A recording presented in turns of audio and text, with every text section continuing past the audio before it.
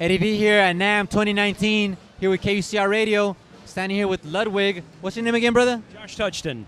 Thanks for doing this, bro. Tell us what's good with the legendary Ludwig. 110 years old this year, which is a little crazy. So most of us have not been with the company near as long as it's been around, but kind of feel like it after this week. So, Question, like, has Ludwig always been making drum sets? yeah, since the very beginning, we were making drums, marching drums, snare drums, things like that. And then we started making the bass drum pedal in 1916. So a lot of innovations have happened under the name Ludwig.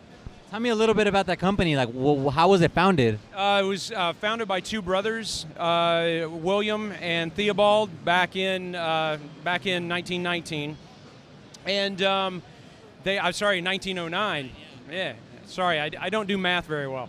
And they just started making drums to fill the need of whether it be military or whether it be people that were just playing drums in bands, whatever it was, swing bands. When they got into the 20s and 30s, they've always been very much in touch with the percussion, the percussion community.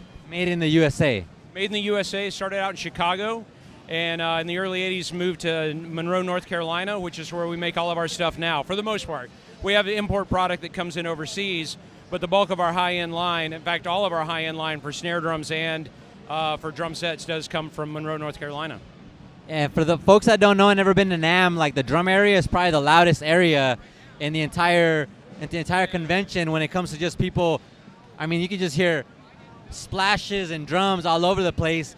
And I like to think that Ludwig is part of the reason why that happens. Yeah, I think we may be responsible for a lot of that, for giving people the idea to do this horrible thing and make drums. So tell me about what's good, what's new. This year, we're launching certain products just for the year. We do have some new products that have come out that will continue to be our standard products, but some of the new products we've got out, some are limited run, and we only make a certain number. Some are as many as we can make within this year. And one of the big things that we've got is 20 kits that we're doing in our classic legacy mahogany shell with a bird's eye maple overlay with diamond inserts. And so only 20 of these kits will exist. We've already sold all 20. They're already gone. A lot of our products go really quick when we put a certain number on it. This was all the material we could get to make these drums, the diamond and the outer ply.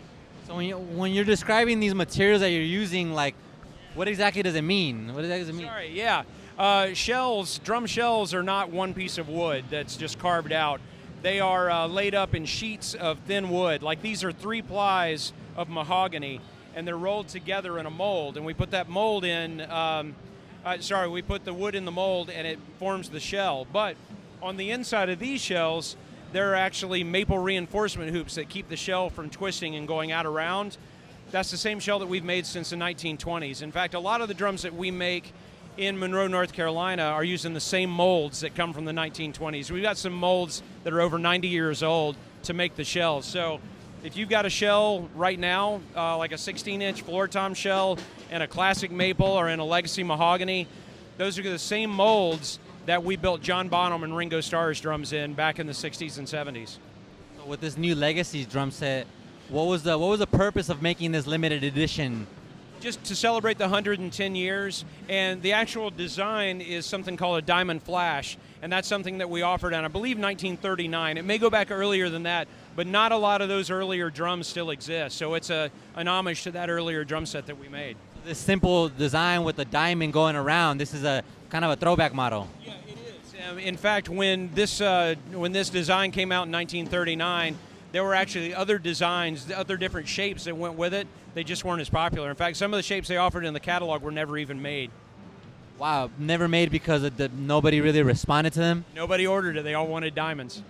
Right on. So is this what you guys are premiering this year, is this Legacy set? Legacy's been around. We've always used that shell off and on, but Legacy is kind of our premier line as far as the most expensive thing that we make, and what we're very known for as far as the Ludwig sound is the Legacy shell. But for the 110 year, we wanted something with a special veneer on the outside just to celebrate this birthday. And when I think about Ludwig, I mean, I often look for like the kick drums, and they're I mean, you guys make small kicks, you guys make different sizes. Is there any new shell sizes or anything new going on with Ludwig? Size is not really, because once you lock into the perfect tonal mix as far as the depth of the shell and the size of the shell, you don't really want to change it. People have tried to do 23-inch bass drums before, but that's not really standard. It's hard to find heads. So really, we have to stick with the standards just to make it easier for the customer.